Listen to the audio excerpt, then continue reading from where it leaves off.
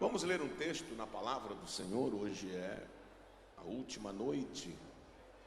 Podem estar assentados mesmo. Hoje é a última noite deste evento. E amanhã é segunda-feira. Mas Deus tem uma palavra para o seu coração. Êxodo capítulo 31. Livro do Êxodo, capítulo de número 31. Glória a Deus. E o versículo de número 18. Êxodo 31, versículo de número 18. Quem achou, diga amém. E deu o Senhor a Moisés, quando acabou de falar com ele no Monte Sinai, as duas tábuas do testemunho, tábuas de pedra escritas pelo dedo de Deus. E deu o Senhor a Moisés, quando acabou de falar com ele no Monte Sinai, as duas tábuas do testemunho, tábuas de pedra escritas pelo dedo de Deus. Amém. A Bíblia Sagrada, ela tem três linguagens. Quantas? A Bíblia Sagrada tem três linguagens: a linguagem figurada, a linguagem alegórica e a linguagem literal, que significa que Deus fala-nos alegoricamente através de alegoria. Deus fala-nos figuradamente através de figura de linguagem. E Deus fala-nos literalmente, sem usar alegoria e sem usar figura de linguagem. Estou dizendo isto porque o texto que nós acabamos de ler, ele não é uma alegoria e tampouco uma figura de linguagem. Resta-nos então a linguagem literal. Isso traz-nos o entendimento que Deus literalmente, com o seu dedo, escreveu em duas tábuas de pedra. Lendo a Bíblia Sagrada, você vai encontrar pelo menos três lugares que Deus escreveu literalmente com o seu dedo. Daniel capítulo 5, a Bíblia diz que Beltsazar deu um banquete para 1000 convidados, e em um dado momento do banquete, a Bíblia diz que Beltsazar, o rei, resolveu escarnecer de Deus, resolveu zombar de Deus, e deu a ordem para que trouxessem os cálices consagrados a Deus, que seu pai havia trazido de Jerusalém, quando levou Israel para o cativeiro, para neste cálice, ou nestes cálices, ele beber vinho. E a Bíblia diz que quando Beltsazar, o rei, colocou o cálice, colocou o vinho no cálice consagrado a Deus, e quando ele bebeu do vinho, apareceu na parede estucada do palácio parte de uma mão misteriosa, escrevendo a sua sentença. Nós entendemos que aquela mão é a mão do Todo-Poderoso, porque a Bíblia diz que o semblante do rei mudou, a junta de seus ossos relaxaram e uma perna batia na outra. A outra vez que você vai encontrar Deus escrevendo literalmente com o seu dedo foi através da pessoa bendita de Jesus, em João capítulo 8, quando Jesus desceu do Monte das Oliveiras e foi ao templo, e uma turma de fariseus trouxeram uma mulher que, segundo eles, havia sido flagrada em um ato de adultério. E trazendo esta mulher para que Jesus desse o seu veredito, disseram que ela tinha sido flagrada. E o que Jesus faria? Porque na lei de Moisés ela deve ser apedrejada. A Bíblia diz que Jesus, inclinando-se, escrevia com o dedo na areia. E eles insistindo, Jesus levantou e disse: quem dentre vós não tem pecado, que atire a primeira pedra. E inclinando-se novamente, escrevia com o dedo na areia. A outra vez que você vai ver Deus escrevendo literalmente é aqui em Êxodo, capítulo 31, versículo de número 18. E deu o Senhor a Moisés, quando acabou de falar com ele no Monte Sinai, as 2 tábuas do testemunho, tábuas de pedra, escritas pelo dedo de Deus. A primeira vez que Deus escreveu com seu dedo foi aqui, escreveu para ensinar. A segunda vez que Deus escreveu foi em Daniel capítulo 5, escreveu para sentenciar. E a terceira vez que Deus escreveu foi em João capítulo 8, escreveu para perdoar. Bendito seja o nome de Jesus. Através da boca do profeta Isaías, o Senhor Deus disse a respeito de Jacó: fui eu quem te criei, ó Jacó, e que te formei, ó Israel. Não temas. Não é preciso profundidade teológica para interpretar o texto, pois o próprio texto já responde. Fui eu quem te criei, ó Jacó. Jacó, criação. E fui eu quem te formei, ó Israel. Israel, formação. Então Deus criou Jacó e em Jacó formou Israel.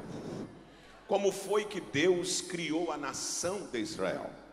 Segundo a Bíblia Sagrada, Deus criou a nação dentro do território egípcio, a partir das 70 pessoas que desceram para lá na caravana de Jacó, quando José era governador do Egito.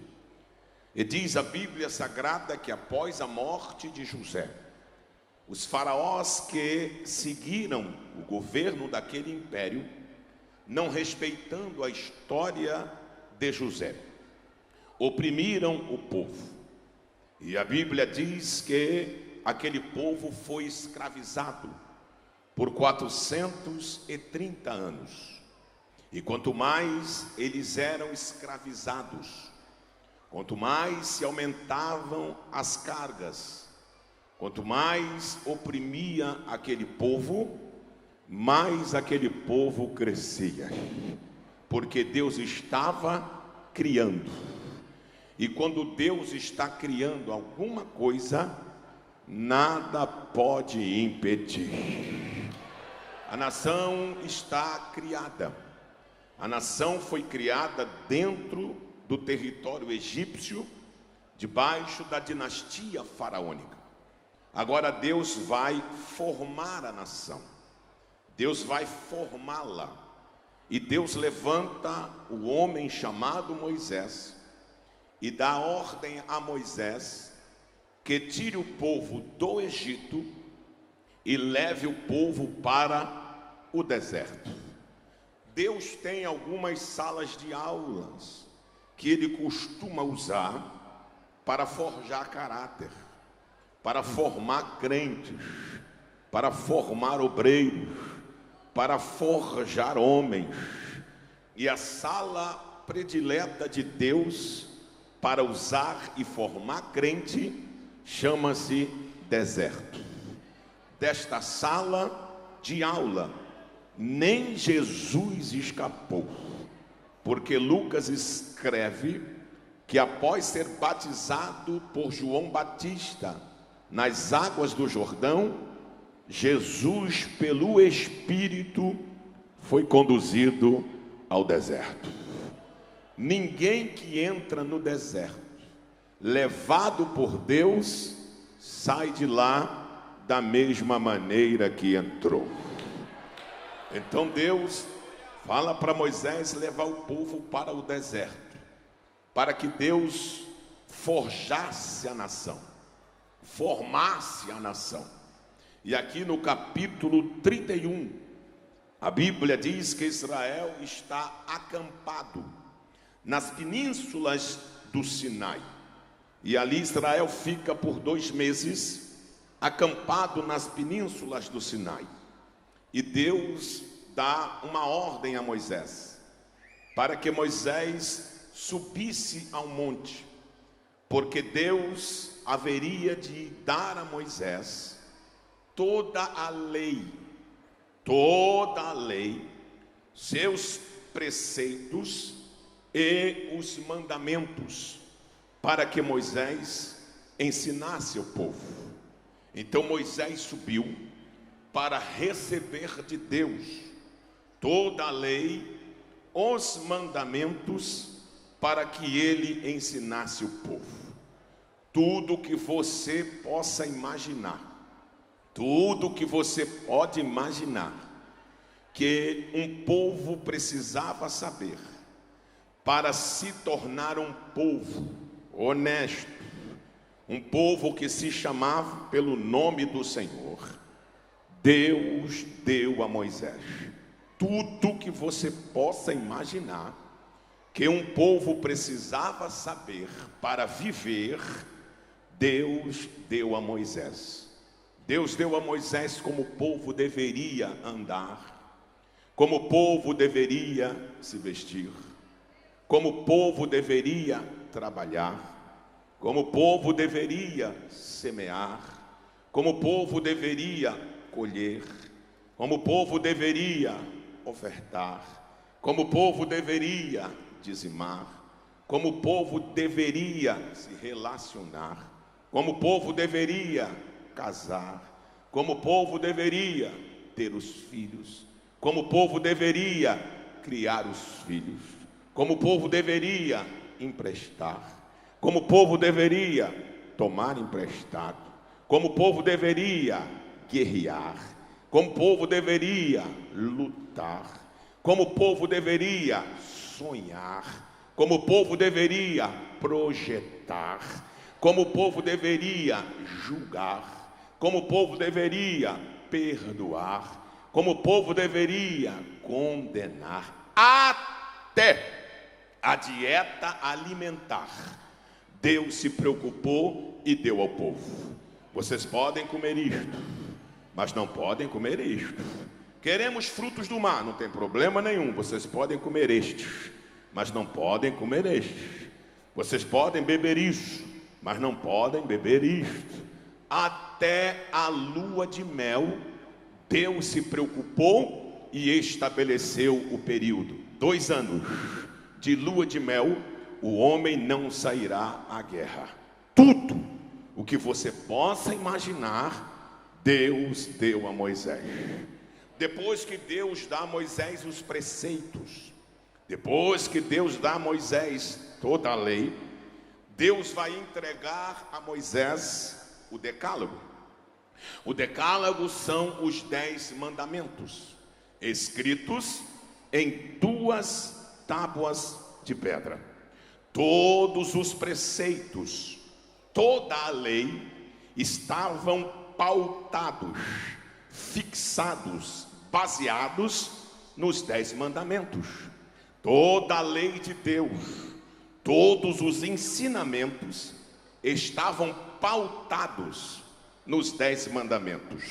Os 10 mandamentos eram o sustentáculo de toda a lei. E os 10 mandamentos se dividem em 2 partes. Lembram quando Jesus esteve aqui? Ele disse: quantos mandamentos Moisés vos deu? Aí disseram: 10.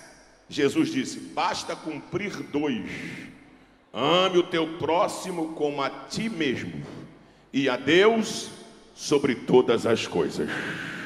Porque uma parte dos mandamentos nas tábuas falam do relacionamento do ser humano para com o seu próximo, e a outra parte fala do relacionamento do ser humano para com Deus. Quem fizer estes 2, disse Jesus, automaticamente estará cumprindo os 10. Naquelas 2 tábuas estava o zelo de Deus, o selo da aliança de Deus com Moisés e o povo, o carinho de Deus, a responsabilidade de Deus com aquela nação. Moisés recebe as 2 tábuas, chamadas de tábuas do testemunho. Moisés tem nas mãos agora o maior tesouro que ele já pôs à mão. Moisés tem em suas mãos agora o maior tesouro que alguém já pôde pôr à mão. O que é, pastor? 2 tábuas de pedra são tesouros?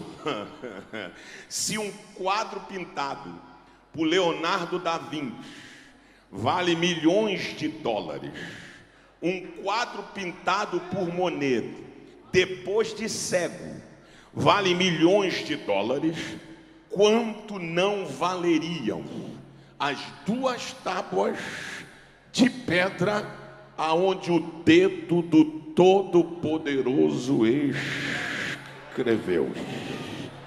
Não tem como calcular o valor monetário daquelas tábuas, não tem como avaliar o valor monetário daquelas tábuas.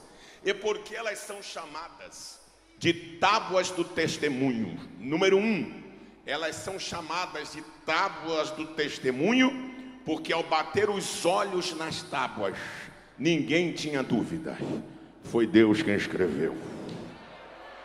Ao olhar para as tábuas, ninguém duvidaria, Deus escreveu. Mas como ninguém duvidaria? Porque ninguém tem a letra de Deus. Ninguém escreve como Deus escreve. Ninguém tem a caligrafia do Deus Todo-Poderoso. Por que que elas eram chamadas de tábuas do testemunho? Porque elas eram vazadas.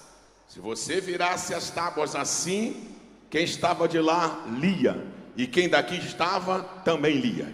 E se virasse ela ao contrário, quem estava de lá lia do mesmo jeito, e quem estava aqui também lia do mesmo jeito. Porque o que Deus faz não deixa dúvidas. Por que que eram chamadas de tábuas do testemunho?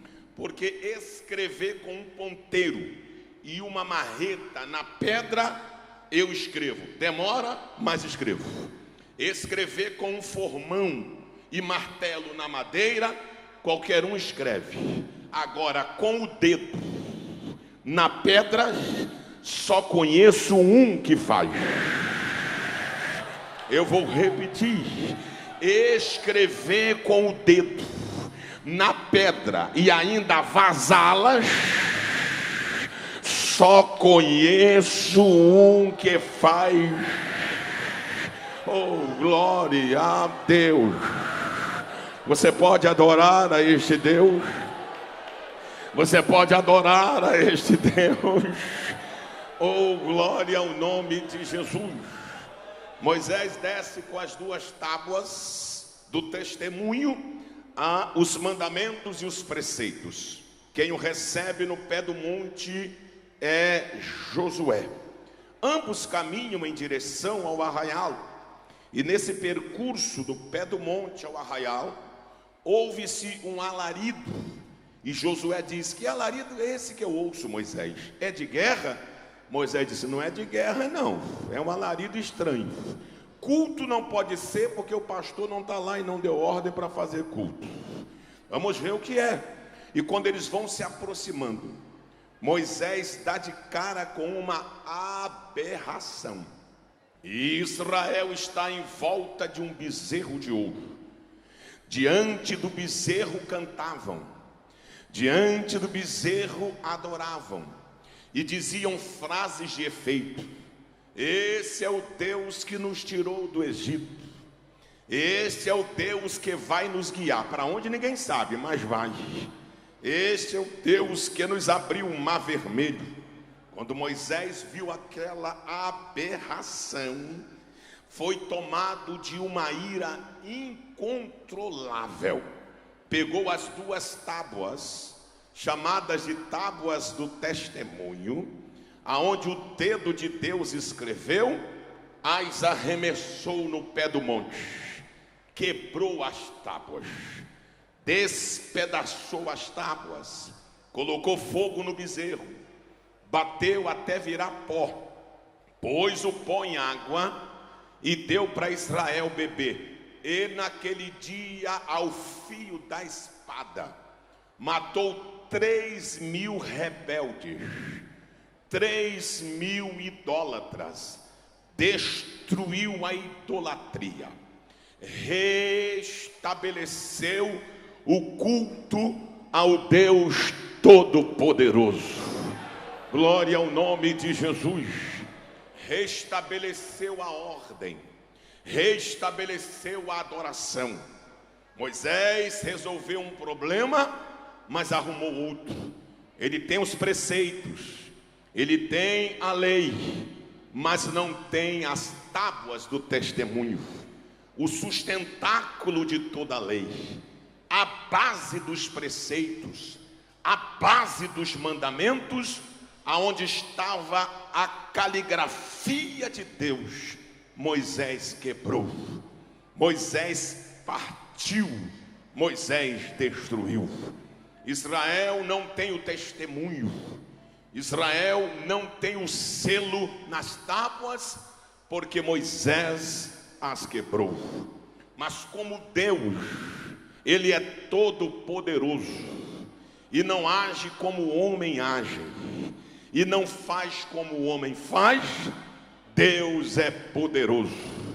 No capítulo 34, Jeová chama Moisés e diz: Moisés, vem cá, tenho algo para lhe dizer. Que foi, Senhor? Tu quebrou as tábuas? Quebrei. Destruiu as tábuas? Destruí. Presta atenção no que eu vou lhe dizer. Lavre 2 tábuas, iguaizinhas às que você quebrou. Presta atenção, Moisés. Sim, Senhor. Suba o monte novamente, fica lá, porque eu, o Senhor, aqui é que está a riqueza, escreverei as mesmas palavras que estavam escritas nas tábuas que tu quebraste. Moisés, não vou tirar uma vírgula, não vou retirar uma promessa, nem vou acrescentar juízo. Tudo que eu escrevi nas tábuas que tu quebrou, eu escreverei novamente. Glória a Deus, glória a Deus. Eu não sei, não faço a mínima ideia, e nem tem como saber, se no decorrer da sua trajetória, se no decorrer da tua caminhada, se no percurso que até hoje você fez, se você quebrou as tábuas, se você violou algum preceito, se você partiu a aliança, Se no decorrer da trajetória você tomou atitudes ao ponto da aliança ser quebrada. Se assim você fez, calma, não se desespere, porque não é o teu fim. O Deus a quem você serve está disposto a escrever. Glória ao nome de Jesus. O Deus que você serve está disposto a escrever novamente as mesmas palavras que estavam escritas nas tábuas que tu quebraste. Glória a Deus. Nós mudamos, Deus não muda. Nós erramos, Deus não erra. Nós caímos, Deus não cai. Nós pecamos, Deus não peca. Nós falimos, Deus não fale. Nós desviamos, Deus não se desvia. Nós esfriamos, Deus continua fogo puro até hoje. Deus ainda tem para você a mesma promessa. Oh, glória a Deus. Deus me manda lhe dizer: teu ministério não será destruído, tua chamada não será arrebentada, porque o Todo-Poderoso está dizendo: eu vou escrever novamente. Oh, glória a Deus! Oh, glória a Deus! Oh, glória a Deus! Oh, glória a Deus! Oh, glória a Deus! Oh, glória a Deus! Oh, glória a Deus! O pai pode desistir do filho, o irmão pode desistir do irmão, a mulher pode desistir do marido, o marido pode desistir da esposa, mas Deus, o Todo-Poderoso, não desiste de ninguém. E Ele está dizendo: estou disposto nesta noite te reerguer novamente, porque o justo cairá 7 vezes, mas o Senhor o levantará.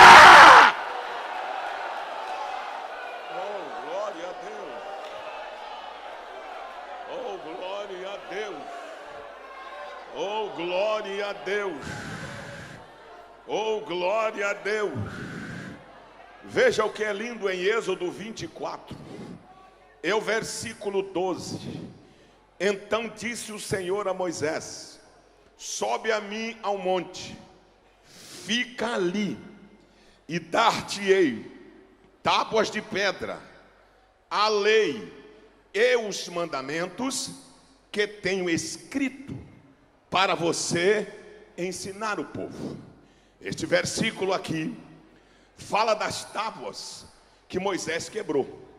Pelo que está escrito aqui, quando Moisés chegou lá, as tábuas estavam prontas. Quem as fez, pastor? Deus. Quem as lavrou, pastor? Deus.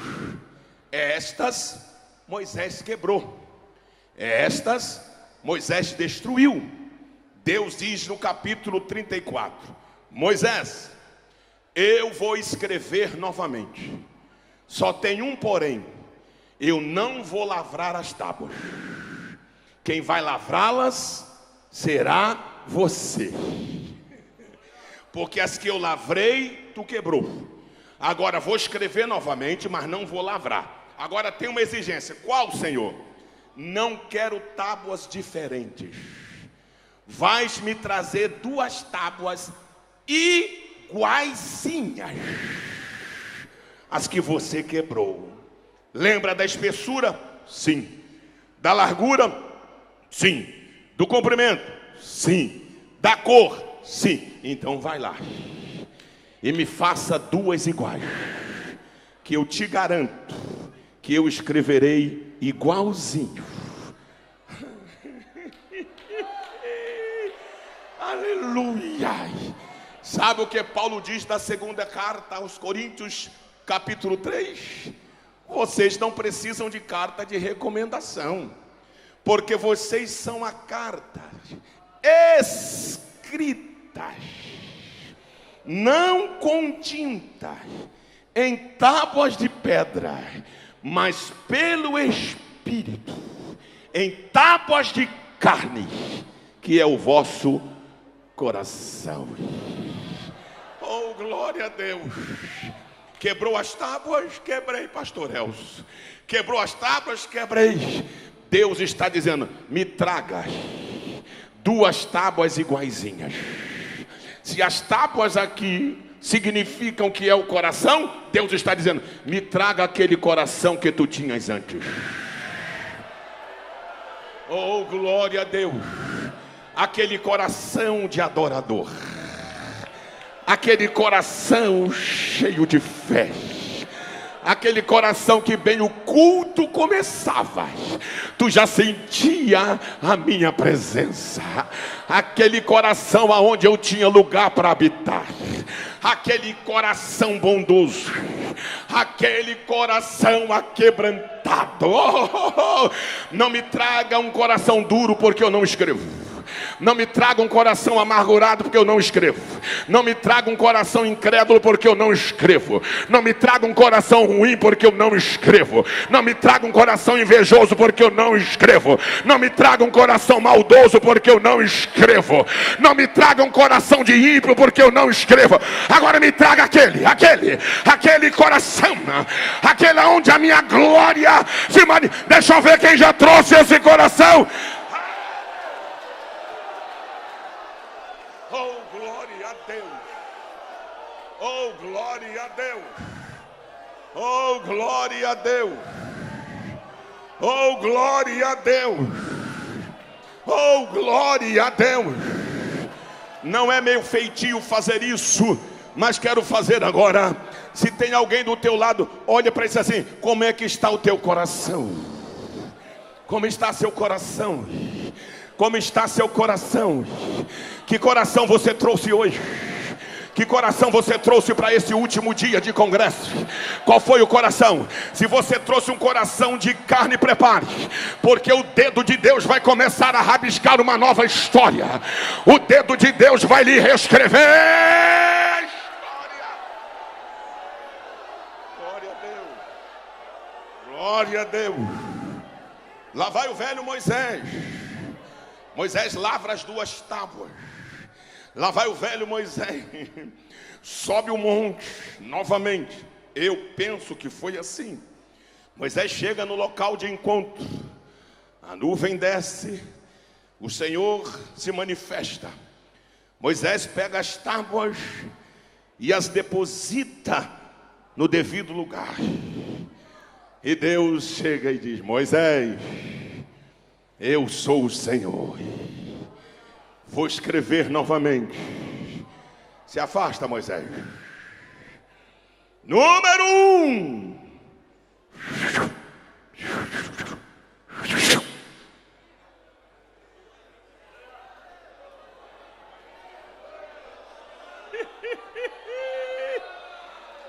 Número 2.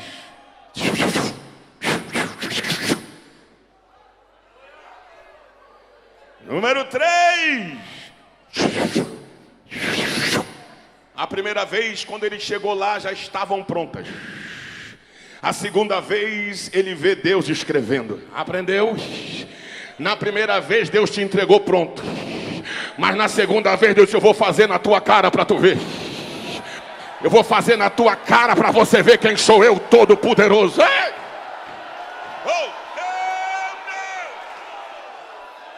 número 4. Moisés não sabe.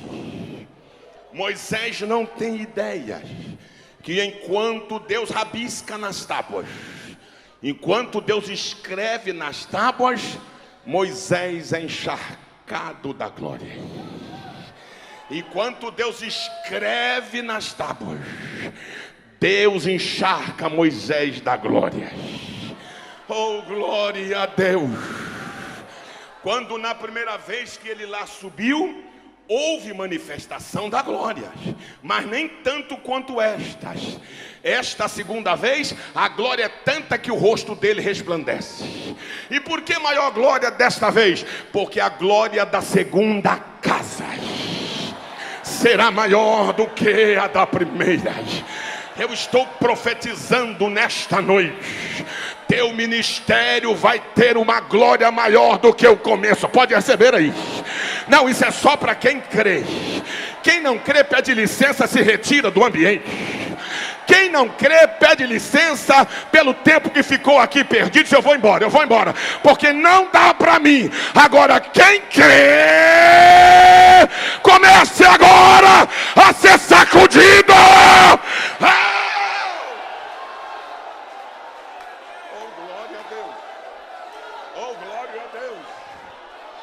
Oh, glória a Deus. Oh, glória a Deus. Oh, glória a Deus. Oh, glória a Deus. Oh, glória a Deus. Oh, glória a Deus.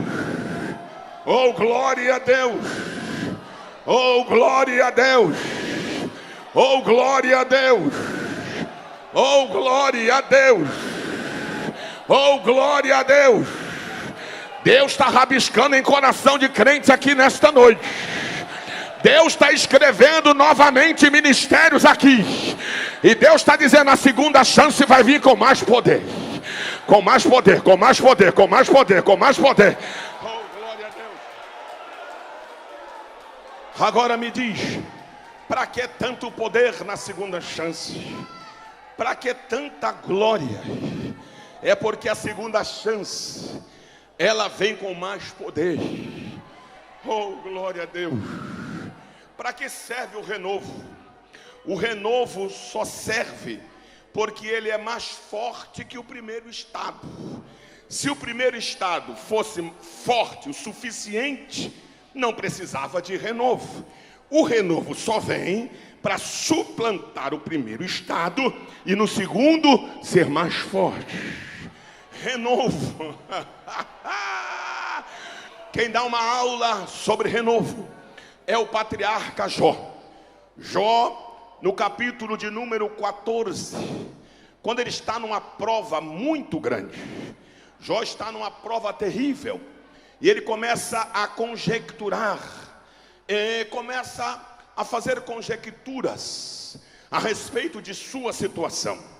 E no capítulo 14, verso 1, ele começa a vir conjecturando, e ele vai chegar a uma conclusão. Ele vai chegar à conclusão que o homem, quando tomba, ele fica, não se levanta mais. Por quê? Porque o homem é de bem poucos dias. E Jó quer saber se ele morrendo, ele pode voltar a viver. O verso 14 diz assim: morrendo o homem, porventura tornará a viver? Oxalá que eu me escondesse na sepultura, até que de mim passasse toda essa provação. Aí é mole, Jó, até eu quero. Vem a prova, morri. Acabou a prova, estou vivo. Vem uma luta terrível aí, morri. Passou a luta, estou vivo. Aí Jó não tem a resposta de Deus. Mas no verso 4, 5, 6 e 7, ele traça um paralelo e faz uma comparação entre o homem e a árvore. E ele diz: ó Senhor, eu tenho visto que o homem e a árvore ganha. Porque o homem tomba, enquanto houver dia, está tombado, não volta mais. Mas a árvore não. A árvore cresce. Vem o lenhador e corta. Fica o seu tronco. O seu tronco apodrece. Mas ao cheiro das águas brotará renovo. Por quê? Porque a força da árvore não está em seus frutos. A força da árvore não está em seus galhos. A força da árvore não está em suas folhas. A força da árvore não está em seu caule. A força da árvore está em sua raiz. Então a árvore, antes de crescer para cima, primeiro ela cresce para baixo. Oh, glória a Deus. A árvore, antes de crescer para cima, ela cresce para baixo. Porque ninguém destrói a igreja do Deus vivo, porque a igreja não cresceu para cima primeiro. Primeiro cresceu para baixo. A raiz da igreja está profunda. E quem é? Paulo diz: a igreja de Corinto, ninguém pode pôr outro fundamento na igreja além do que já está posto, o qual é Jesus Cristo. Botaram Jesus na cruz, tiraram ele da cruz morto, colocaram no sepulcro. Para onde ele foi? A Bíblia diz: desceu. Desceu. Foi botar a raiz lá embaixo. Aleluia. Botou a raiz lá embaixo. Aqui, ó. Estou aqui porque sou Deus. Estou aqui porque posso. Estou aqui porque quero. Vim aqui porque sou todo poderoso. E vou sair daqui domingo pela manhã. Me dê a chave da morte e do inferno. Pregou para os espíritos em prisão. Colocou a raiz e ressuscitou. Aquele versículo que ele diz: sobre esta pedra edificarei a minha igreja, e as portas do inferno prevalecerão contra ela. A interpretação não é esta aqui que eu vejo por aí, não. Ora que o diabo está furioso. Ora que o diabo inventou mais uma. Ora porque o diabo está vindo contra a igreja. Ora, gente, eu não aguento. Ora, não. Pelo amor de Jesus. A igreja nunca se escondeu. A igreja nunca ficou acuada. A igreja nunca ficou escondida dizendo: olha, não. Sobre esta pedra edificarei a minha igreja, e as portas do inferno não prevalecerão. Não é o diabo que vem. Por que o diabo não vem? O diabo só vem para quem está parado. A igreja nunca parou. Então não é o diabo que vem, é a igreja que vai. Oh, glória a Deus. Oh, glória a Deus. Quem é esta árvore, pastor? Esta árvore sou eu. Esta árvore é você. Crente não cresce para cima primeiro. Crente cresce para baixo. Ah, pastor, mas demora a crescer para cima. Aquilo que nasce grande é monstro. Chamada nasce pequeno. Ministério nasce pequeno. Sonho nasce pequeno. Porém, não permanecem pequenos. Crente cresce para baixo. Aprenda isso.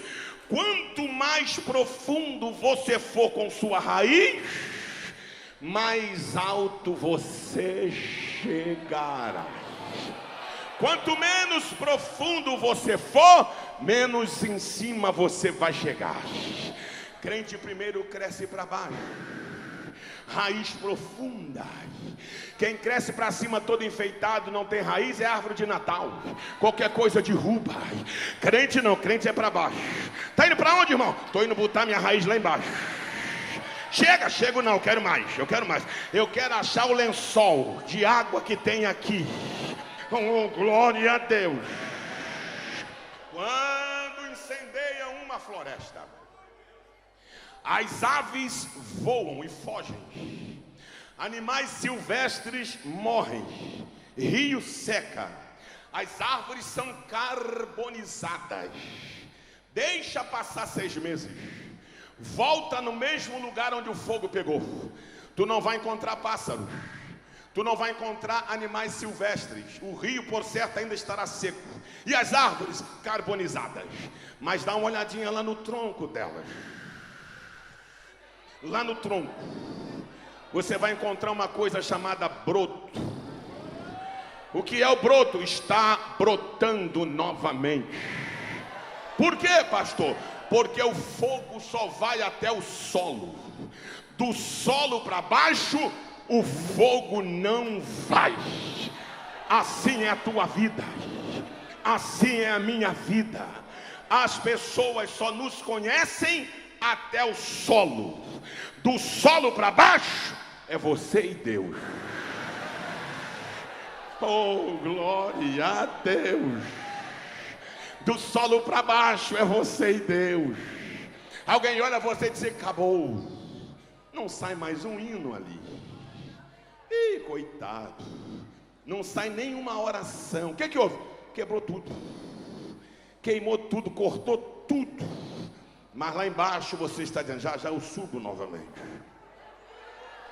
Já já eu subo novamente. Vou subir pregando melhor. Vou subir orando mais. Vou subir mais forte do que antes. Oh, glória a Deus. A prova não alcançou minha raiz. A prova pode ter alcançado meus galhos. A prova pode ter alcançado meus frutos. A prova pode ter alcançado meu caule. A prova pode ter alcançado minhas folhas. Mas as minhas raízes estão intactas. Eu sei em quem tenho crido. E este é poderoso para guardar os meus depósitos. Diz o patriarca Jó: a árvore cresce. Vem o lenhador e corta. Fica o seu tronco. O seu tronco apodrece. É assim mesmo. Lá vai você. Lá vai eu. Vem o lenhador e corta. Ah, no inferno empolvoroso, o diabo diz para o seu adepto: vai lá e dá uma olhadinha naquela árvore que foi cortada. Aí o adepto chega aqui, olha a árvore, volta para o inferno e diz: chefe, o que foi? Cortada no tronco. Tem certeza? Absoluta. Cortada no tronco. É. Absoluta certeza? Absoluta. Fui lá conferir, está cortada. As folhas secaram. Os galhos quebrou tudo. Só tem o tronco. É, vamos comemorar. Mas dá uma outra olhadinha lá. Lá vem o adepto, quando chega, olha o tronco, volta para o inferno e diz assim: chefe, o que foi?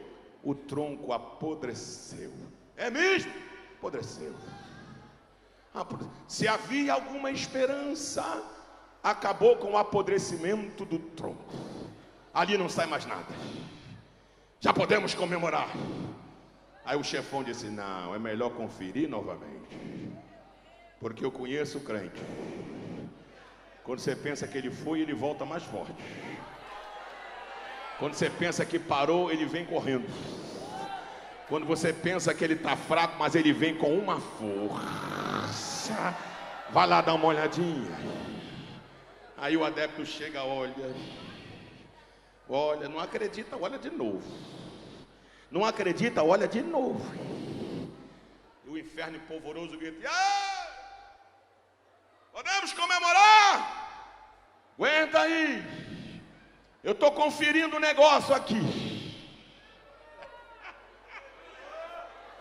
Aleluia! Não foi cortado? Foi. O tronco não apodreceu? Apodreceu.